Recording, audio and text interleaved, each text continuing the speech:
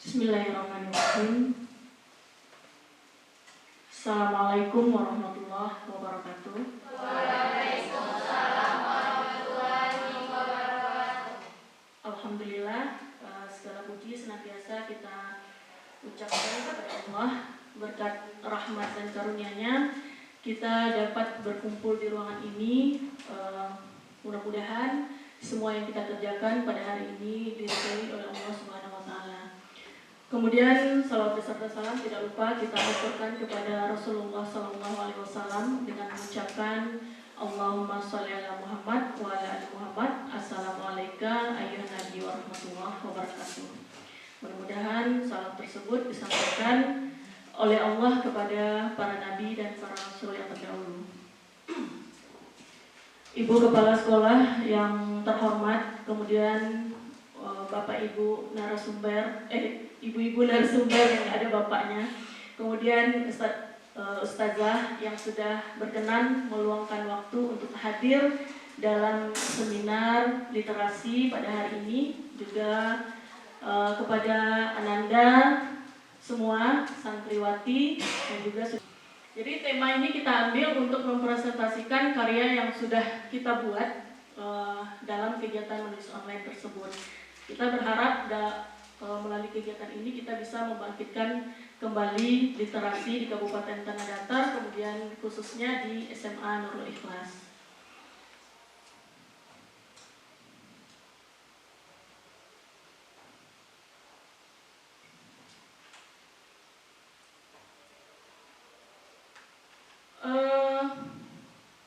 Sebenarnya saya sendiri, apa sih buku yang ditulis gitu ya. Sebenarnya dari awal kegiatan kita menulis literasi itu belum jelas ya Bu ya. Belum jelas apakah kita akan menulis cerpen atau menulis artikel atau menulis buku, itu belum jelas. Kita hanya disuruh menulis dan diajari bagaimana supaya pembaca itu tertarik dengan tulisan yang kita buat gitu. Mungkin kalau ibu-ibu nanti tertarik untuk mengikuti ini bisa kita berikan linknya. Kemarin sudah ada satu orang Bu, Pak Yefrison bertanya, kemudian beliau rencananya mau ikut juga katanya. Jadi kemarin sudah kita kasih linknya, saya mau juga lah. Tidak mungkin Ustazah Fatma tak pernah menyayangiku. Kalian pasti mengada-ngada. Dia membenciku, dia selalu menghukumku. Kalian hanya ingin membuatku terlihat bersalah. Bukan, kalian ingin aku berlutut padanya dan minta maaf, tak akan pernah aku lakukan. Ustazah Fatma, guru kilar, dia benci padaku, dia sangat membenciku. Pergi kalian dari sini. Nah, ini salah satu kutipan di dalam cerpen itu, bagaimana seorang siswa sangat membenci gurunya. Padahal kenyataannya guru tersebut sangat menyayanginya gitu. Nah, ini bertema hati, bertema cinta. Cuman walaupun dia bertema hati atau bertema cinta, di dalamnya ada nilai-nilai religius. Misalnya dalam cerpen Berteguh Hati itu saya ambil dari pengalaman orang tua saya ketika beliau mengajar di Pasaman. Jadi pada waktu itu beliau mengajar di sana, kemudian ada kejadian gitu ya, guru di situ ada yang dukun gitu. Nah, itu isinya.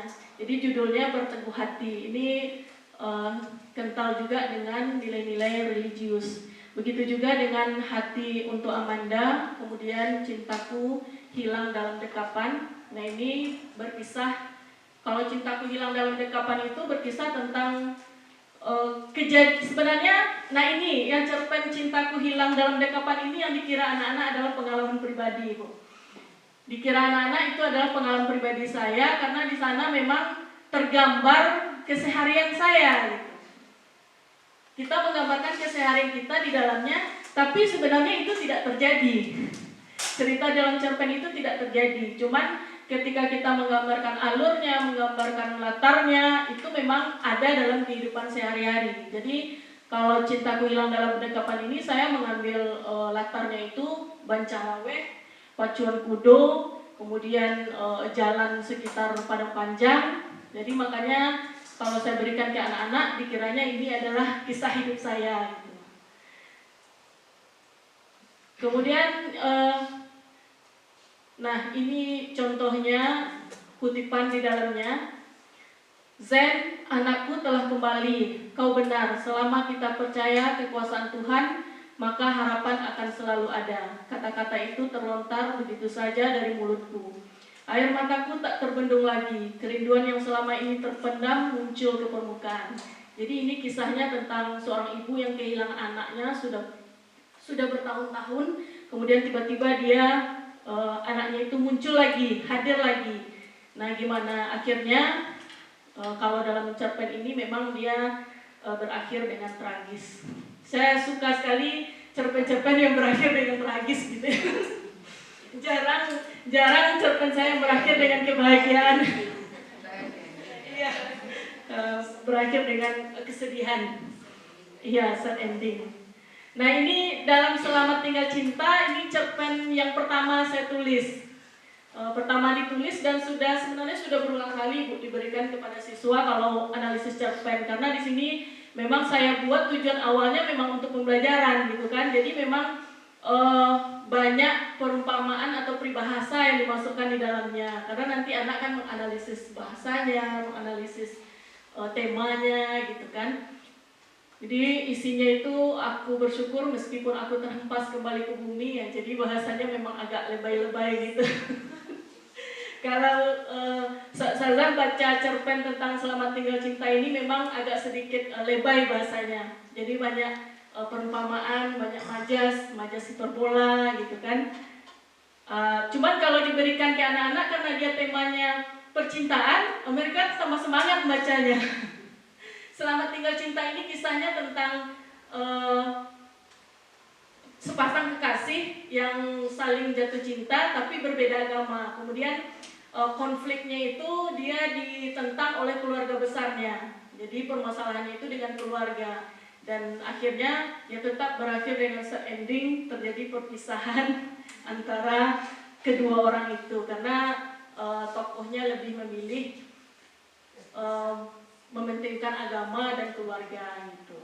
Jadi tujuan saya sebenarnya kalau ada kejadian ini terjadi pada anak didik saya, ya dia bisa berkaca dari cerpen ini gitu. Kalau yang lebih penting itu bukan cinta, tapi yang penting itu adalah keluarga dan agama gitu. Agama yang paling utama.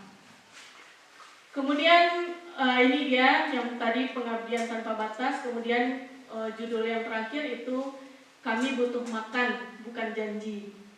Nah, kenapa saya ambil ini? Ini juga saya ambil dari pengalaman adik saya sendiri yang kebetulan bekerja di sebuah perusahaan gitu ya. Pada masa-masa pandemi terjadi permasalahan dengan finansial gitu kan. Nah, kemudian di perusahaan itu terjadi demo besar-besaran. Nah, itu yang saya gambarkan dalam cerpen yang terakhir. Jadi itu 9 sebenarnya, nomor 9. Jadi cerpen saya itu ada dalam satu kumpulan cerpen itu ada 9 judul. Mudah-mudahan tertarik ya Bu dan segera diluncurkan. Nah ini ada pantun. Pantun ini Bu saya ambil dari kumpulan pantun yang kebetulan ditulis oleh teman-teman. Selain kita launching buku saya, kita juga ada kumpulan pantun dari seluruh guru. Nah, umumnya guru yang ada di sini nulis pantun, Bu.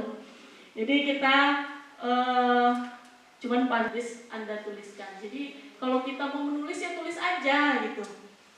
Ya Bu ya, dalam pelatihan itu memang ditekankan seperti itu ya Bu. Tulis aja Bu, nggak usah dipikirkan ini benar apa salah gitu kan. Kadang-kadang kan kita, oh ini huruf kapitalnya salah nih, ini tanda kutipnya gimana ngasihnya nih gitu kan. Ya susunan kalimatnya kurang pas. Nah, jadi kalau pesan penulis itu ya kalau mau menulis